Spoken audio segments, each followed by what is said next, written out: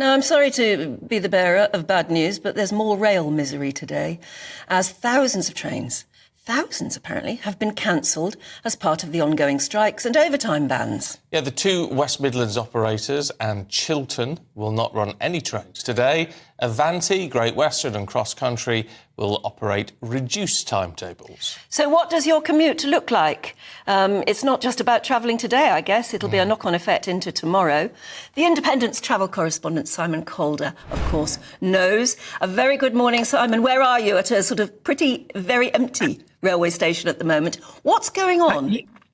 Good morning, and good morning, Stephen. Yes, I'm afraid for yet another morning, I'm sitting outside in the rain at Euston Station, having to tell you, there's a bit of good news. You can go anywhere you want to in the next hour or so, as long as it's Watford Junction. But you will not be able to go to anywhere on the London North Western Railway network because the company is dropping all its trains today. If you were to reach the West Midlands, and that would be tricky because you've also got Chiltern Railways on strike, you'd find that not on strike, running no trains because of an overtime ban, you would find that there's nothing running on West Midlands Railway either.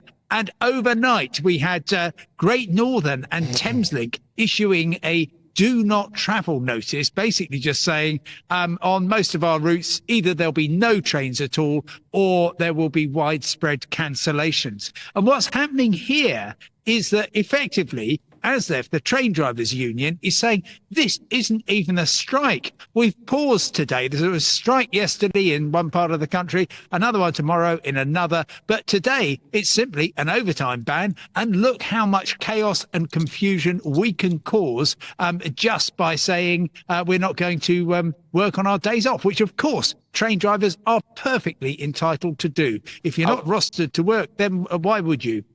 I guess this could be an important step forward then in their campaign, in a way, Simon, because they've lost a lot of money by going on strike. Is this just almost sort of proof in the pudding that they can cause this action while still keeping their members being paid? Well, yeah, effectively, the ASLEF union, and we're now into 19 months of national rail strikes, the worst since the 1980s. ASLEF train drivers have a much more powerful union, actually, than their colleagues who belong to the RMT union. There's a sort of settlement reached there. But effectively, at the root of this terrible dispute, which has caused so much misery for so many people, is effectively the train drivers say, we want things to be as they always have been, which is you give us a decent no strings increase. Then if you want us to introduce Sunday as part of the working week, which it still isn't in some parts of the country, which is why we're seeing such widespread chaos. If you want to do that, then that's fine. We'll talk about it, but it's going to cost you more money. The government's saying you're joking. The revenues for the rail industry have collapsed since the COVID pandemic. The only way we can even afford to give you a modest pay increase is if you agree to wide-ranging changes so that it's not the poor old taxpayer who's having to subsidise the poor old passenger who's finding that they can't rely on pretty much anything these days. And certainly nobody can plan more than 2 weeks ahead because that's the minimum notice ASLEF must give of more industrial action. But they're proving their point rather well then, aren't they? If simply by saying we won't work on our days off, they can cause this sort of problem. Exactly right, Anne. And look, what I think is, so that's effectively the argument of the train drivers, which is that we are incredibly powerful. We can keep doing this. We're not even touching our average of £60,000 pay which we get for a 4-day week.